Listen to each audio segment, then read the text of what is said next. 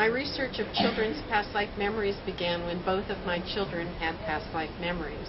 When my son was 5 years old, he developed a phobia of loud booming sounds, which we first noticed at a fireworks display. I had a hypnotherapist friend who was familiar with past life therapy techniques, and when my friend and I asked my son what made him afraid of the loud noises, he started talking about his life. He started talking about his life as a soldier. When we asked him about his fear of loud noises, my son, who was only 5, talked about being an adult soldier who was confused and scared about being on a battlefield. He described carrying a gun with a long sword at the end. And he also talked about his sadness and confusion about being a soldier.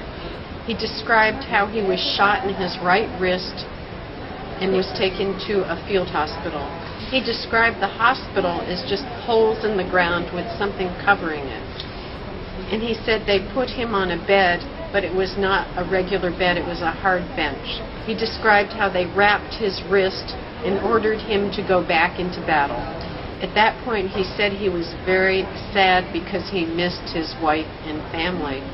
When I heard my 5-year-old talk about his wife and family, I believe I went into a state of shock. And I realized this is nothing he had seen on Sesame Street, that this was probably some past life memory. My hypnotherapist friend who was sitting with us realized that my son Chase felt guilty and sad about being a soldier. So he said to Chase in very simple language, "We live many different lives on earth, and in some lives we play different roles to learn what it is to be human. Sometimes we are a soldier and have to kill others in battle, and sometimes we are killed as soldiers, but there's no blame." And Chase seemed to understand what was being said to him, and he relaxed. He continued with his story, and he said that he went back to battle. He saw cannons being pulled on wagons by horses, and he said, "They make me go behind a cannon." And at that point, he opened his eyes, he grabbed a cookie, and went off to play with his Legos. And as I was sitting there with my 9-year-old daughter and my friend Norman, my daughter said the spot where Chase said he was shot on his wrist is the same spot he had had chronic eczema since he was a baby. I think because of the excitement at the moment, I hadn't realized that. Within a few days, his chronic eczema completely disappeared, and it had not responded to any medical treatment before that. And we saw that his fear of loud noises went away. So I realized that because my son remembered this past life, he appeared to have an emotional and a physical healing.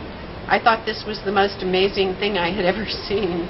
So I began to research to see if other children had these memories too.